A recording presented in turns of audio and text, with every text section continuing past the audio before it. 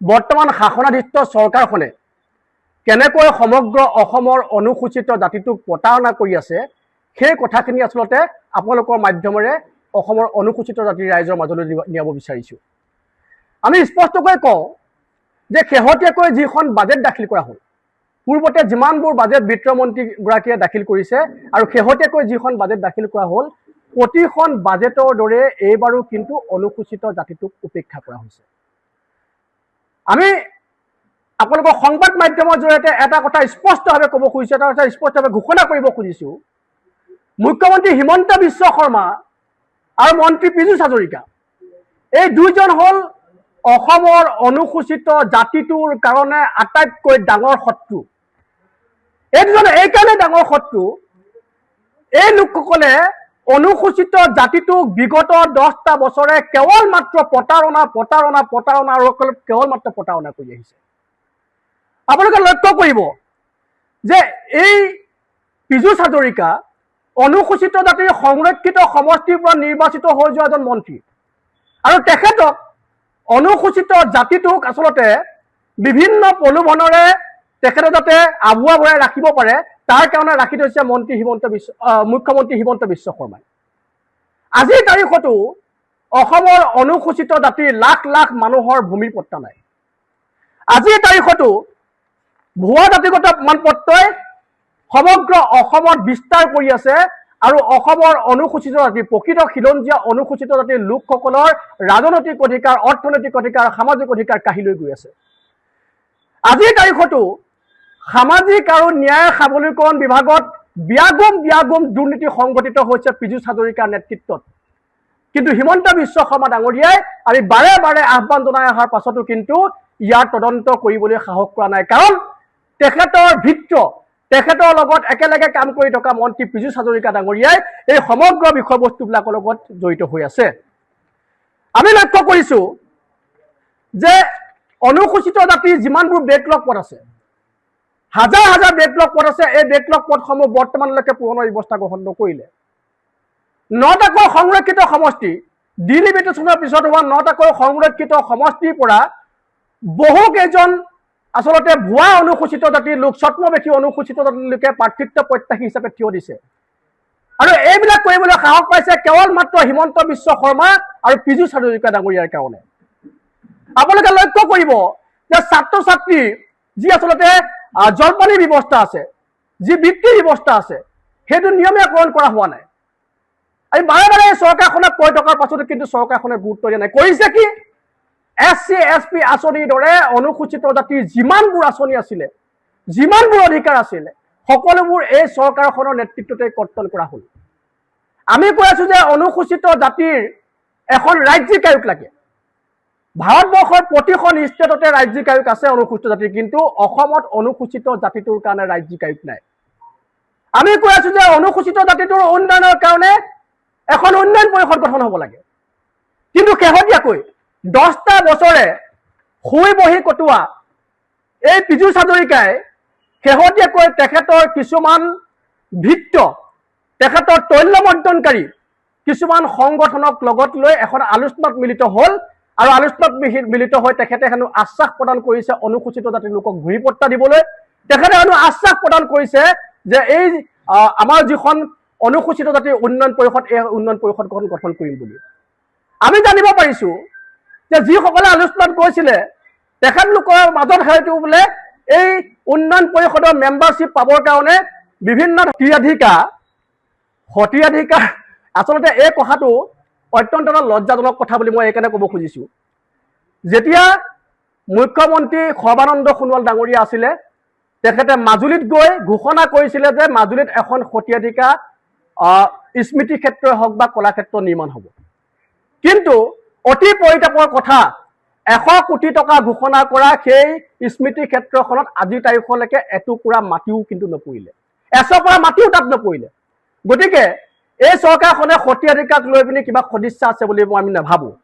সমান্তৰালকৈ আপুনি যেতিয়া প্ৰশ্ন কৰিছে যে সতীয়াধিকাৰ এখন উদ্যান নিৰ্মাণ কৰা হৈছে, কিন্তু আমি ক'ব খুজিছোঁ যে সতীয়াধিকাৰ উদ্যানখন নতুনকৈ নিৰ্মাণ কৰা বস্তু নহয়। এই চৰকাৰখনে দীঘলী পুখুৰীৰ পাৰত থকা পুৰণি যিখন সতীয়াধিকাৰ উদ্যান আছিল, সেই উদ্যানখন কোনো কথা নাই বতৰা নাই ভাঙি পেলালে আৰু আমি অনুসূচিত জাতিৰ ছাত্ৰ সন্থাকে ধৰি অসমৰ বহুকেইটা সংগঠনে কিন্তু ইয়াৰ প্ৰতিবাদ কৰিছিল আমি কৈছিলো যে আমাক এখন সতীয়াধিকাৰ উদ্যান লাগে কাৰণ আপোনালোকে এনেকৈ পুৰণা বস্তুটো আপোনালোকে ভাঙি পেলাব নোৱাৰে সতীয়াধিকাৰ উদ্যান এখন বনাই দিলে প্ৰচাৰ কৰিলে কিন্তু অত্যন্ত পৰিতাপৰ কথাটো হ'ল কি সেই উদ্যানখনত কিন্তু আজি তাৰিখলৈকে সতীয়াধিকাৰ প্ৰতিমূৰ্তি এটাও নাই সতীয়াধিকাৰ প্ৰতিমূৰ্তি এটাও তাত বনাবলৈ কিন্তু তেওঁলোকৰ সৎসাহস নহ'ল আৰু আমি চৰকাৰক কিছুমান কথাত আমি ক'ব লাগিব যে তেখেতলোকে সতীয়াধিকাৰ উদ্যানখন বনাইছে প্ৰচাৰ কৰিছে তাৰ কাৰণে আমি ধন্যবাদো দিব লাগিব কিন্তু সমান্তৰালকৈ আমি ক'ব খুজিছে তোমালোকে নতুন কাম কৰা নাই তোমালোকে বৰঞ্চ অনুসূচিত জাতিক ঠগিহে আছা পুৰণা সতীয়াধিকাৰ উদ্যানখন তোমালোকে নতুনকৈ বনাই পেলাই তাক লৈ তোমালোকে ঢাক ঢোল বজাই আছা সতীয়াধিকাৰ তোমালোকে সতীয়াধিকাৰ দিৱসৰ দিনা বন্ধ দিন বুলি ঘোষণা কৰিছা তাকো বোলে সীমিত বন্ধ আৰু সেইদিনাখন বুদ্ধ পূৰ্ণিমা হওক সেইদিনাখন সম্পূৰ্ণ বন্ধ থাকে সম্পূৰ্ণ বন্ধ দিন এটাত সতীয়াধিকাৰ নামত সীমিত বন্ধ কিয় তোমালোকেতো সম্পূৰ্ণ বন্ধ ঘোষণা কৰি দিব পাৰিলাহেঁতেন গতিকে এনেকুৱা ধৰণৰ যিবিলাক নেৰেটিভ তেওঁলোকে তৈয়াৰ কৰিব খোজে এইবিলাকৰ বিৰুদ্ধে আমি আছো কেৱল সতীয়াধিকাৰে নহয় আমি দেখা পাওঁ যে অনুসূচিত জাতিৰ যিমানবোৰ পুৰোধা ব্যক্তি আছে তেওঁলোকে আম্বেদকাৰক সন্মান কৰিব নাজানে আম্বেদকাৰে যিখন আচলতে সংবিধান তৈয়াৰ কৰি গৈছে সেই সংবিধানখনক তেওঁলোকে সন্মান কৰিব নাজানে সদায় কেৱল মাত্ৰ সংবিধান বিৰোধী কাম সংবিধান বিৰোধী কাম সংবিধান বিৰোধী কাম তেওঁলোকৰ মন্তব্যবিলাক আপোনালোকে চাব কেৱল মাত্ৰ সংবিধান বিৰোধী গতিকে এই চৰকাৰখনে অনুসূচিত জাতিৰ যিসকল আচলতে পুৰোধা ব্যক্তি আছে যিসকল মহান মনীষী আছে তেওঁলোকৰ কাৰণে কোনো ধৰণৰ ভাল কাম কৰিছে বুলি ক'ব নোৱাৰো তেওঁলোকৰ কাৰণে কিবা সুস্থ চিন্তা কৰিছে বুলি ক'ব নোৱাৰো যিখন চৰকাৰে জুবিন গাৰ্গৰ নিচিনা ইমান মহান এজন ব্যক্তিক ইমান দিনে আজি 5-6 মাহে উপেক্ষা কৰি ৰাখিলে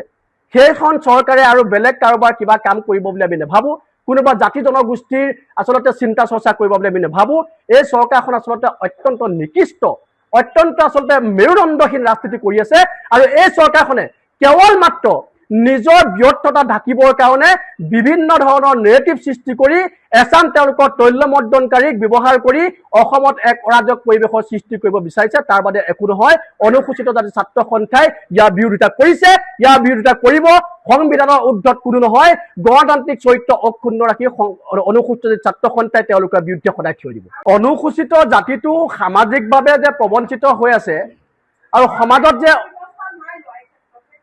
সমাজত যে অনুসূচিত জাতিটোক বাৰে বাৰে প্ৰতাৰণা কৰি আহিছে এই কথাটো কিন্তু একেবাৰে পুৰণা নহয় বা একেবাৰে নতুনো নহয় আৰু আমি এটা কথা ক'ব খুজিছো যে আপুনি যেনেদৰে ক'লে যে অনুসূচিত জাতিটোক বিভিন্ন সময়ত বিভিন্ন ধৰণে উপেক্ষিত কৰা হয় অনুসূচিত জাতিৰ এখন এট্ৰচিটি এক্ট আছে আপোনালোকে হয়তো জানিবলৈ ভাল পাব যে মই এজন অধিবক্তা হিচাপে মই ক'ব খুজিছো যে এই চৰকাৰখনে বৰ্তমান সময়ত অসমখনক ক্ৰাইম ফ্ৰী ষ্টেট হিচাপে ঘোষণা কৰিবৰ কাৰণে এনেকুৱা ধৰণৰ আচলতে ব্যৱস্থা প্ৰৱৰ্তন কৰিলে আজিৰ তাৰিখত কোনোবা মানুহে কোনোবা মানুহক যদি মাৰি মূৰ ফালি দিয়ে তথাপিও কিন্তু পুলিচে বা প্ৰশাসনে তেওঁলোকক আটক কৰি জেল হাজতলৈ প্ৰেৰণ কৰাৰ ব্যৱস্থা নাই এই চৰকাৰখনে ক্ৰাইম ফ্ৰী ষ্টেট কৰাৰ নামত অসমত আচলতে ক্ৰাইমৰ যিটো ৰেট যিটো আনঅফিচিয়েলি এই ক্ৰাইমৰ ৰেটটো বৃদ্ধি কৰিবলৈ গৈ আছে এই চৰকাৰখনে অসমৰ আইন ব্যৱস্থাটোক অসমৰ প্ৰশাসন ব্যৱস্থাটোক এনেকুৱা ধৰণে ব্যৱহাৰ কৰিব খুজিছে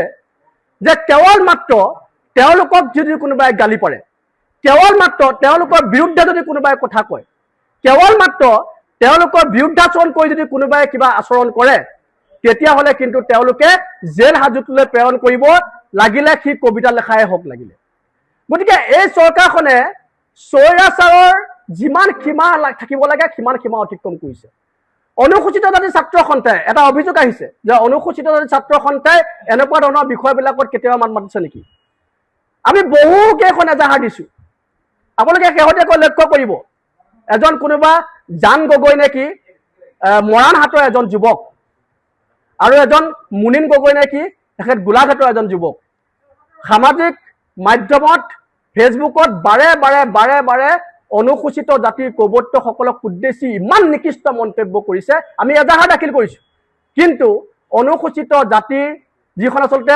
SC/ST এট্ৰচিটিজ অফ প্ৰিভেনশ্যন এক্ট আছে সেই এক্টখন কিন্তু তেওঁলোকে আচলতে প্ৰয়োগ কৰি সেই ব্যক্তিজনক আটক কৰাৰ ব্যৱস্থা গ্ৰহণ কৰা নাই আৰু সামাজিকভাৱে আমাৰ স্থিতি স্পষ্ট কৰিবৰ কাৰণে আমি আন্দোলন পৰ্যন্ত কৰিছো আপোনালোকে লক্ষ্য কৰিব যে আমি এই গোটেই বিষয়বস্তুবিলাক লৈ আমাৰ আচলতে দিছপুৰত গৈ আমি অৰ্ধ উলংঘ প্ৰতিবাদ পৰ্যন্ত কৰিছোঁ। কিন্তু চৰকাৰৰ সদিচ্ছা নাই, প্ৰশাসনৰ সদিচ্ছা নাই, দেশৰ মানে গোটেই যিটো আচলতে ব্যৱস্থা, কাৰ্যপালিকাই হওক লাগিলে ন্যায়পালিকাই হওক, কাৰো কিন্তু এই ক্ষেত্ৰত সদিচ্ছা নাই। মুঠৰ ওপৰত অনুসূচিত জাতিটোক সুৰক্ষা দিয়াৰ ক্ষেত্ৰত, অনুসূচিত জাতিটোৰ মৰ্যাদা ৰক্ষাৰ ক্ষেত্ৰত এই চৰকাৰখনে বিফল হৈছে, এই প্ৰশাসন ব্যৱস্থাই বিফল হৈছে, এই সমাজ ব্যৱস্থাই বিফল হৈছে। এইটো কথা কিন্তু জল পট হৈ আছে। মই সন্মানীয় আমাৰ সাংবাদিকগৰাকীলৈ আমি ধন্যবাদ জ্ঞাপন কৰিছোঁ এনেকুৱা এটা প্ৰশ্ন উত্থাপন কৰাৰ কাৰণে। কাৰণ এনেকুৱা ধৰণৰ যিবিলাক আচলতে পৰিৱেশ, এই পৰিৱেশবিলাকে কিন্তু অনুসূচিত জাতিক অত্যন্ত ক্ষোভিত কৰি তুলিছে।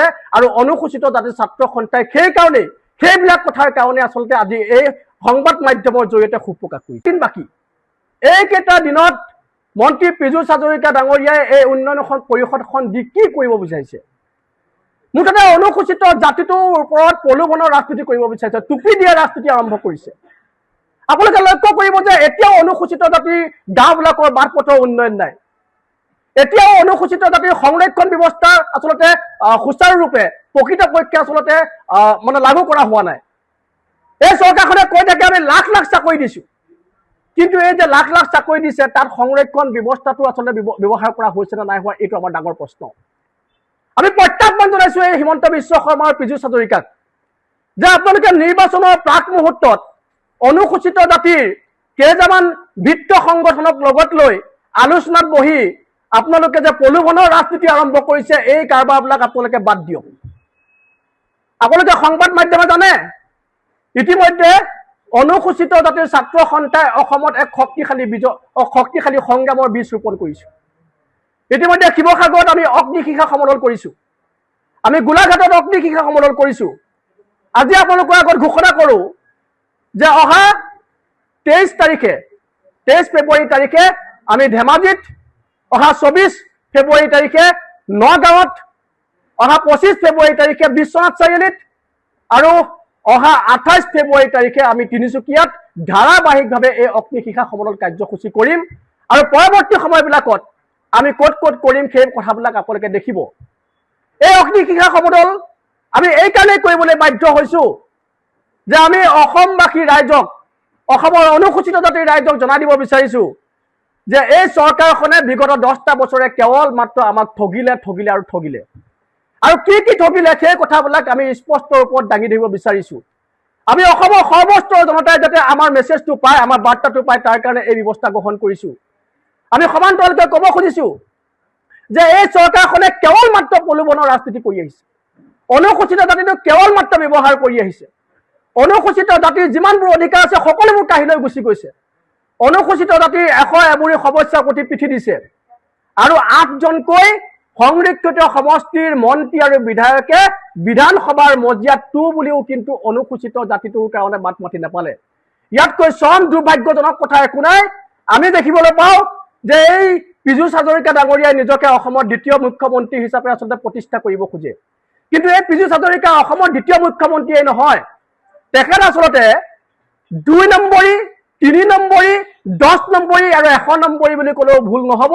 তেখেতে অনুসূচিত জাতিৰ নিজৰ জ্ঞাতি সহোদৰসকলক বাৰে বাৰে ঠগিছে। নিজৰ জ্ঞাতি সহোদৰসকলক একাংশ ভিত্তক লগত লৈ তেখেতে আচলতে বিভিন্ন ধৰণৰ ব্যৱস্থা গ্ৰহণ কৰিছে।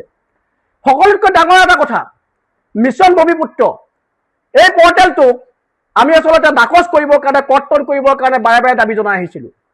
কিন্তু এই পৰ্টেলটোৰ জৰিয়তে ইতিমধ্যে 6 লাখ লোকে অনুসূচিত জাতিৰ প্ৰমাণ পত্ৰ লৈ গুচি গ'ল। আৰু এই পৰ্টেলটো এইকাৰণে সৃষ্টি কৰিছিলে এই চৰকাৰখনে যাতে যিমানবোৰ ভুৱা জাতিগত প্ৰমাণ পত্ৰ আছে এই গোটেই ভুৱা জাতিগত প্ৰমাণ পত্ৰসমূহ লিগেলাইজ কৰা হ'ব। আৰু ইতিমধ্যে চৰকাৰখনে সেইসমূহ কৰি পেলালে। গতিকে হিমন্ত আৰু এই পীযুষ এই দুইটাই আচলতে অনুসূচিত জাতিটোৰ কাৰণে প্ৰধান শত্ৰু। এই দুইজনক যদি অনুসূচিত জাতিৰ লোকসকলে আচলতে সঠিক সময়ত সঠিকভাৱে প্ৰত্যুত্তৰ নিদিয়ে তেতিয়াহ'লে কিন্তু অনাগত ভৱিষ্যতে অনুসূচিত জাতিটো সম্পূৰ্ণৰূপে নিশেষ হৈ যাব। নিশেষ হোৱাৰ উপক্ৰম হৈছে। আৰু সেইকাৰণে আমি অনুসূচিত জাতিৰ ছাত্ৰ সন্থাই সমগ্ৰ অসমবাসী ৰাইজলৈ এই বাৰ্তা এৰি দিলোঁ। আমি আশা কৰিছোঁ যে অনুসূচিত জাতিটোৰ বৃহত্তৰ উন্নয়নৰ স্বাৰ্থত অনুসূচিত জাতিটোৰ সুস্থ ভৱিষ্যতৰ স্বাৰ্থত আমাৰ অনুসূচিত ৰাইজসকলে এই কথাবিলাক আচলতে ভালদৰে আচলতে বিবেচনা কৰিব পাৰে। সমান্তৰালকৈ আমি এই চৰকাৰখনে প্ৰশ্ন কৰিব খুজিছো যে তোমালোকে অনুসূচিত জাতিটোৰ উন্নয়ন নিগমটো কি কৰি দিলা? একেবাৰে ধ্বংস কৰি পেলালা অনুসূচিত জাতিৰ উন্নয়ন নিগমটো। তোমালোকে এই যে সঞ্চালকালয়টোত কেৱল মাত্ৰ দুৰ্নীতি সংঘটিত কৰিলা। তোমালোকে ভুৱা অনুসূচিত জাতিৰ লোকক তোমালোকৰ দলটোক আচলতে স্থান দি অনুসূচিত জাতি কিবা মৰ্চা নে কিবা এখন খুলি ললা, তাত নবাৰুণ মেধুহঁতৰ নিচিনা ভুৱা অনুসূচিত জাতিৰ লোকে আজি আচলতে দপদপাই আছে।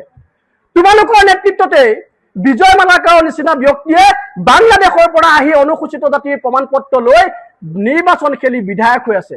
এইবিলাক অত্যন্ত লাজ লগা কথা হৈছে। আৰু ছাত্ৰ ছাত্ৰীসকলৰ কাৰণে তোমালোকে একো কৰা নাই। মৎস্যবৃত্তিত জড়িত থকা লোকসকলৰ কাৰণে তোমালোকে একো কৰা নাই। ভূমিহীন লোকসকলৰ কাৰণে তোমালোকে একো কৰা নাই। অনুসূচিত জাতিটোৰ কাৰণে একোৱেই কৰা নাই। প্ৰত্যাহ্বান জনাইছো হিমন্ত বিশ্বক, প্ৰত্যাহ্বান জনাইছো আমি পীযুষক। অনুসূচিত জাতিটোৰ সুস্থ ভৱিষ্যতৰ কাৰণে, অনুসূচিত জাতিটোৰ উন্নয়নৰ কাৰণে কৰা মাত্ৰ এটা কাম দেখাই দিয়ক। তোমালোকে মিয়াৰ কথা কোৱা, কিন্তু অনুসূচিত জাতিটোক তোমালোকে কিন্তু মিয়াতকৈ বেছি দূৰলৈ ঠেলি দিছা। অনুসূচিত জাতিটোক তোমালোকে মিয়া কষ্ট দিয়াৰ কথা কোৱা, কিন্তু অনুসূচিত জাতিটোক তাতকৈ দুগুণ কষ্ট দিছা। ইয়াৰ উত্তৰ তোমালোকৰ পৰা আমি বিচাৰিছো আৰু তোমালোকৰ প্ৰত্যাহ্বান জনাইছো। আৰু সমান্তৰালকৈ ক'ব খুজিছো, আমাৰ এই সংগ্ৰাম অত্যন্ত তীব্ৰতৰ হ'ব। তাৰ কাৰণে হিমন্ত বিশ্ব শৰ্মা আৰু পীযুষ হাজৰিকা সাজু হৈ থাকক। যিকোনো খবৰৰ বাবে যোগাযোগ কৰক আমাৰ এই নম্বৰত 9181 307 221।